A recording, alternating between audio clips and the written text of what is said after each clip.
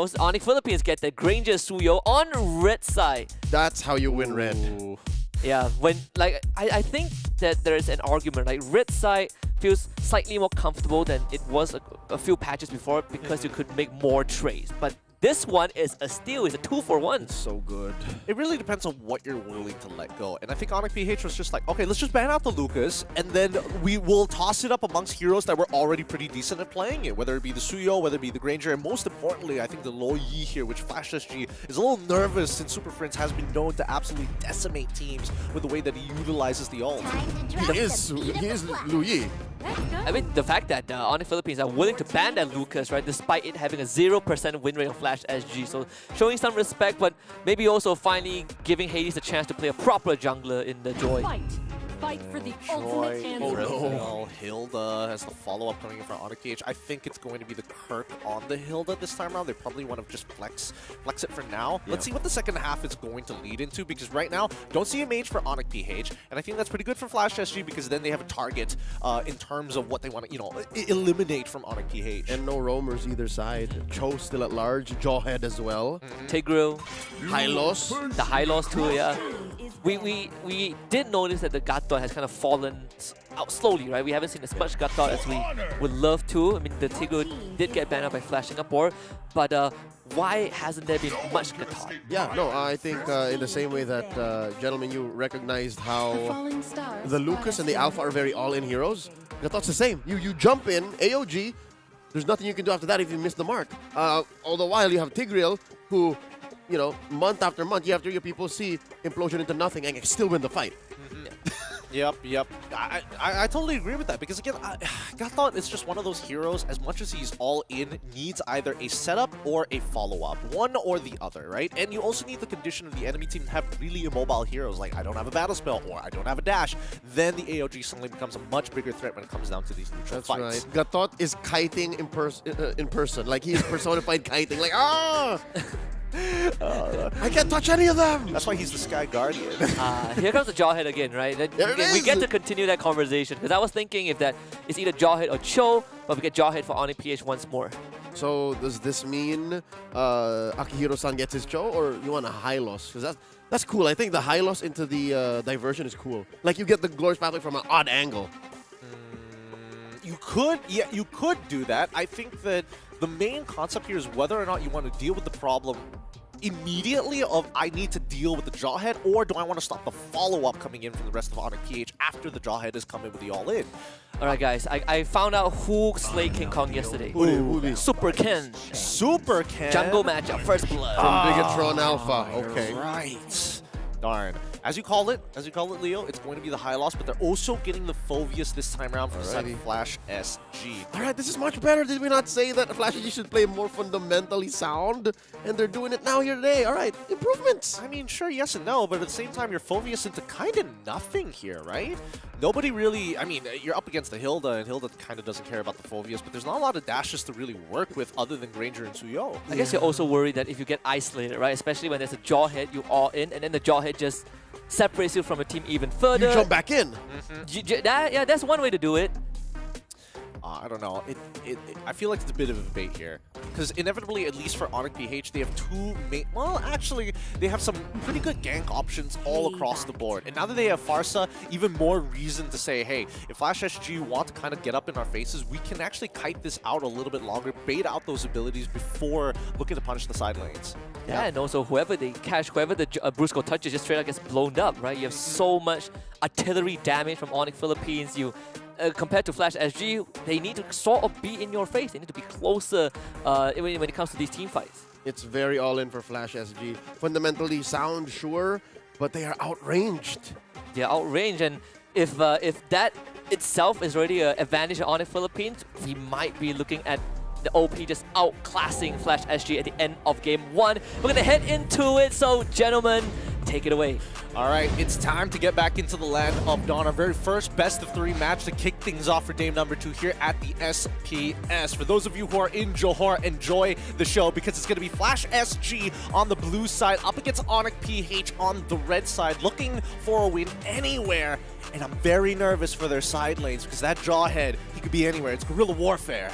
And as you can see in the minimap, that Jawhead is checking the orange. He's making sure that nothing sneaky comes from Hades.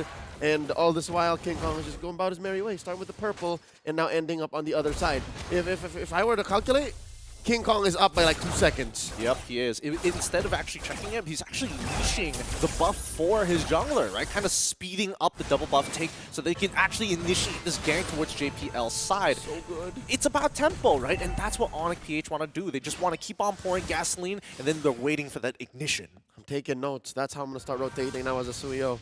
Who'd have thunk? Suyo still alive. Can in trouble.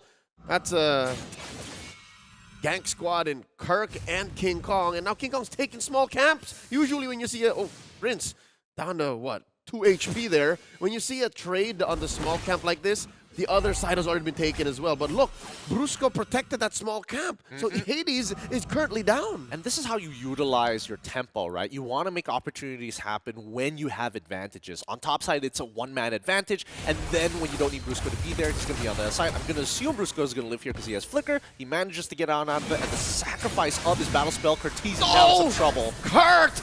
King Kong draws first blood. Day one King going in, and he gets slain. JPL now a Kingslayer as well.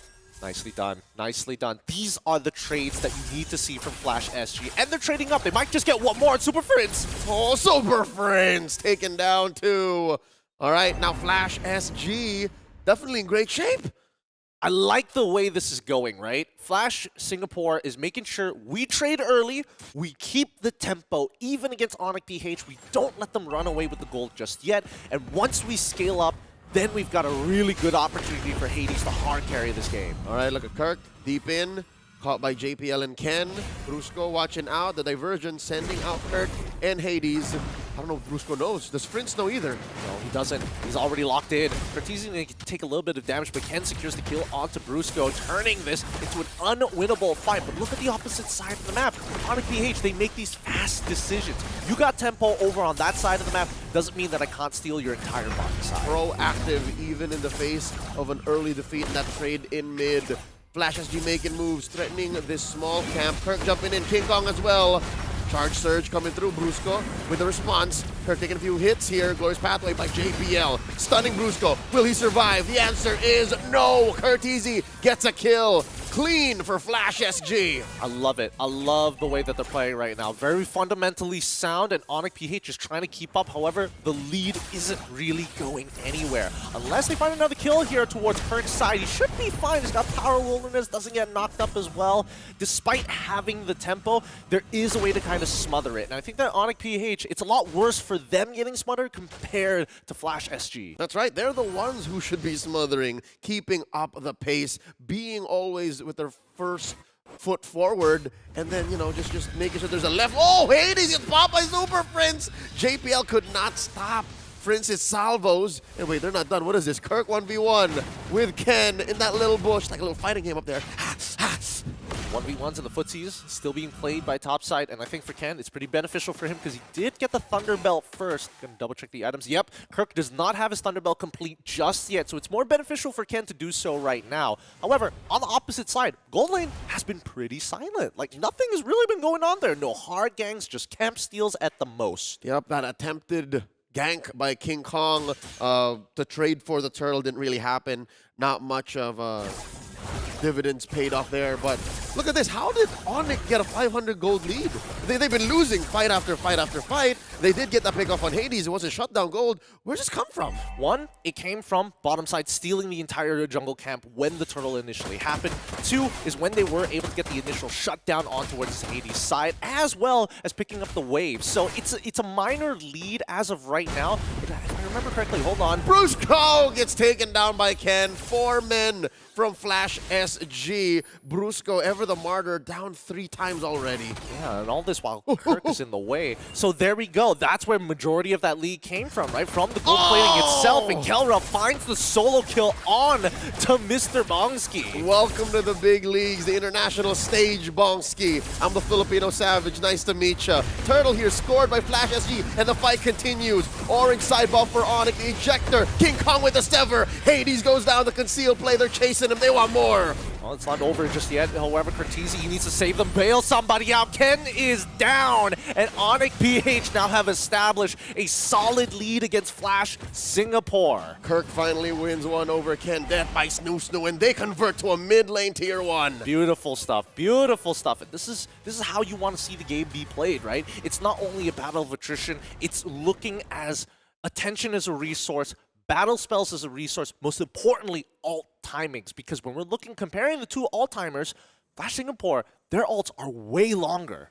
And they're very all in. That's how they're making up for their lack of range. Onyx PH, now that we're approaching the mid game, 3.3k gold lead, that range advantage is going to come into play more because they can poke, while Flash SG, they can only really react to that until all these ults are ready. And here's the thing, with JPL having the most important ult for the entirety of the team, I would say Cortese being the second most important ult, he needs to figure out, do I want to go for the pick or do I want to slow my opponents? It's a double-edged sword. Ooh, diversion into that small bush, the fence bush, I would like to call it. And that was spotted by Super Prince alongside the rest of Onyx as they prop up. Feathered Airstrike! Ken catches a face full of magic damage, picked off easy just like that. And they're just edging them out slowly with Kirk just absorbing the damage. He doesn't really care. With the help of the power of the wilderness, he can just sit in front of JPL all day, every day. As King Kong trying to run, he dies. The Cortese and the fight breaks out with the glorious pathway thrown through. Brusco quickly ejector flickers out of there. Delayed 2-for-1 trade. That's a trade up for Flash SG. Some tells me Onyx PH stayed a little too long and did not watch their flank. Do they trade a mid-turret off this? It looks like Kirk is trying to slow down that wave as much as he can, but can he survive this? Nah, he's going to get blasted out. He will sacrifice his life to try and get Kelra in position as JPL blocks the shots. They want to make sure that they get this mid-tier 1 at all costs. They can slow him down, but they can't stop him. Onyx Philippines now looking at a turtle lost. All three given a Flash SG diversion. Where are they setting up? Where are they going? All the way to the other side. They catch one. Can they finish the job? Hades fold. He went in too deep. Okay, I mean, they still trade 1-for-1 here. Feathered Airstrike from the flank to take out JPL as Ken, right on top of Super Prince, cancels him out of that Feathered Airstrike, as well as the Wings by Wings dodges the surge. Can he find Super Prince? He can't, but costs him his battle spell. 4-for-1. Brusco, the only one traded for, as Bonsky makes the most of being the only survivor left. I don't think he can get punished up top here, but they're going to lose a lot across the map. I got to give Flash SG some credit. I know I like to dog pile on them every single time because they're our neighbors, but the way that they're playing is very similar to Onyx PH. It's about tempo, it's about efficiency, it's about maximizing the map. And the only reason why it's taking them for them so long to trade up or to actually come back is because they're ult reliant. So that's the reason why it was a losing trade, then a winning trade, and then finally the big payoff, and then finally Onyx gets them back. So we're waiting for that clap back once more. You know that it's inevitable. This is a Flash Singapore that has sound fundamentals. Their mechanics are good. It's just that timing might not always be on their side. So here, approaching the first Lord of the game about 40 seconds from now, can they get a good diversion? Where's it going to be? Oh, all right. They went back there. I mean, initially it went down to the bottom side to guarantee at least a tier 1, or at least put some structural damage on it. And I think that's a good idea, but at the same time, this is where it's going to get really dangerous because now the outer tier turrets have been threatened and have collapsed. You can't really be by yourself anymore. You have to walk in a squad, and based on the items, nobody is really strong enough to maybe 2v1 or even 3v1 in these types of scenarios, with the only exception being Hades, but that's because he's fast. All right, so Onyx PH, they know where this is. They know what's going on. That's why they keep Kirk here. And River Control brush for King Kong. I guess they're baiting out the Lord. All right, Kirk. Oh, dodge the bullet there. Dodge the bullet, and they will be able to kite this out. I mean, Kirk's going to take a bit of damage here. Are they going to bail him out? Super Prince is in a really dangerous spot. And there's a Feathered Airstrike. They already used the ejector. Looking for one more. Down goes Bonsky. Quick trade up for Onyx PH. King Kong barely surviving. Ken still up. Kelra blasting away. He goes down. Oh, interesting interaction there. Interesting interaction.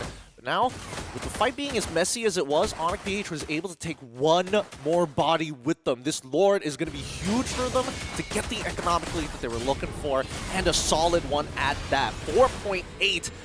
You see Glorious Pathway is already pulled up, but Onyx efficiency is just going up. They've made some better hard reads. And now they're going to threaten the orange here. Super Prince very low. Super Prince gonna go down. Did not respect the damage output between Bonsky and Hades. Hades will not fall very easily. He is still quite a dangerous being. I mean, a majority of where we're seeing this lead is actually coming from King Kong. While everything is happening across the map, King Kong has not only developed a three-level lead against Hades so far, but based on these numbers, it looks like he's also created about a roughly 1.9 to 2K lead economically. Yep, his crown is coated in gold, and even when he's not doing anything, he's making sure there's a wave nearby or a major objective like this. There's a wave, and then there's a turret that he can see through it that goes down, and slowly but surely, I'm sure he can make it back all the way as long as he's in mortal form. Lord gonna slowly crash into this tier 3 down bottom, gets that wave clear, and there you go. Top lane gets popped as well. Just a matter of time before Onyx PH is inside match space. Yeah, this is where it gets really, really rough. The most powerful position for Onyx PH. They're just gutting people down on the siege. That is why we call it artillery. Your turrets mean nothing. Inhibitors is just the goalpost. I can smell a lightning round coming up. The Thunder Gods are coming and knocking. They want your base, they want your mid lane, and they trade out for Brusco, but it's over! Onyx PH takes game 1. Woo!